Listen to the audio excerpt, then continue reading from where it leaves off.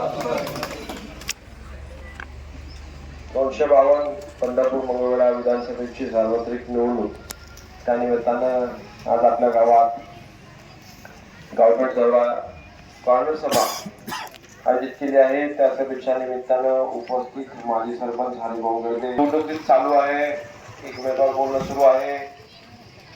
त्या गोष्टीमध्ये न जाता आपण या माध्यमातून काय करणार आहोत, विकास कसा करायचा आहे, काय करावं लागेल या पद्धतीचा विचार करून येणाऱ्या विधानसभेमध्ये काळजीपूर्वक मतदान करणं सध्या काळाची गरज आहे। आदरणीय पवार साहेबांचं आणि या जनतेचं, या दोन्ही पंढरपूर असेल आणि मंगळवेढा असेल या ग्रामीण भागातील जनतेचं प्रेम लक्षात घेता मला वाटतं याच्या आधी पण मी आपल्या गावामध्ये 2 वेळा येऊन गेलोय। मंगळवेढा तालुक्यामधल्या प्रत्येक गावामध्ये जवळपास भेटी दिल्या।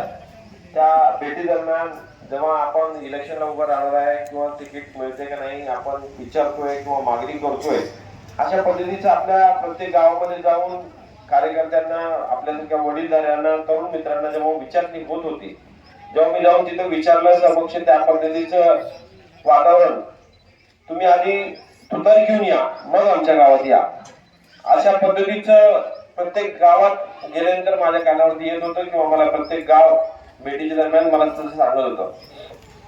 मित्रांनो, खूप काही गोष्टी घडून गेल्या, त्या निमित्तानं आता या ज्या गोष्टी घडून गेल्या त्याच्यामध्ये न पडता तुतारी हे चिन्ह आदरणीय पवार साहेबांनी आणि महाविकास आघाडीच्या सर्व नेते मंडळींनी बसून शेवटच्या क्षणी मला देण्याचं भाग्य मला दिलं आहे आणि मला ती जबाबदारी दिली।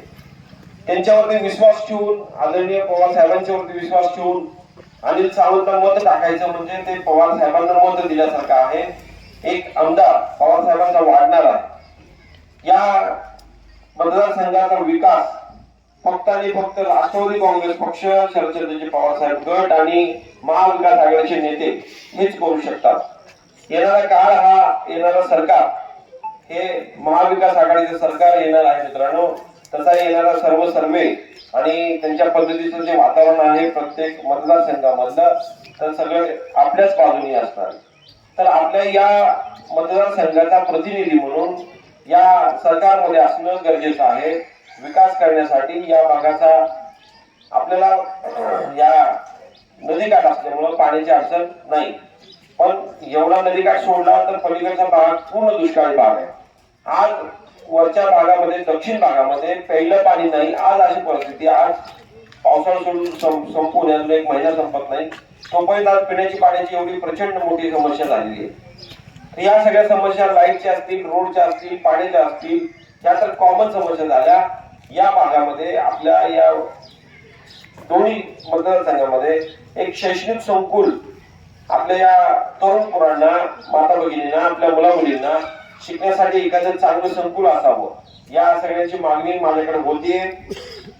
त्या दरम्यान आपण येणाऱ्या काळामध्ये एखादं असं चांगलं शैक्षणिक संकुल, जसं आपलं बैरनाथ कारखाना 15 वर्षापूर्वी आपण तिथे उभा केला, महाराजांवरती चालवला, या गावाने मला त्या कारखान्यासाठी पहिल्यापासून मदत केली, याही पुढे मला मदत करतात अशी इच्छा व्यक्त करतोय। त्याच पद्धतीमध्ये सांगण्याचं तात्पर्य की त्याच पद्धतीचं एक चांगलं शैक्षणिक संकुल उभा करून आपल्या या भागातील तरुणांना रोजगार देण्याचं काम, तसंच शिक्षण, उच्च शिक्षण देण्याचं काम माझ्याकडनं होईल।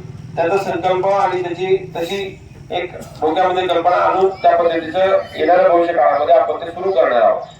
तसेच दुधाचा व्यवसाय सुद्धा आपल्या या भागामध्ये चांगल्या पद्धतीने चालतो। 10 दिवसाला बिल येण्याचं, 10 दिवसाला रोख पैसे येण्याचं तेवढं एकमेव आपल्या शेतकऱ्यांच्याकडे साधन आहे। त्यांना योग्य असा भाव सध्या तरी नाही, हमी भाव नाही, कुठल्याही शेतकऱ्याच्या मालाला भाव नाही, या सगळ्या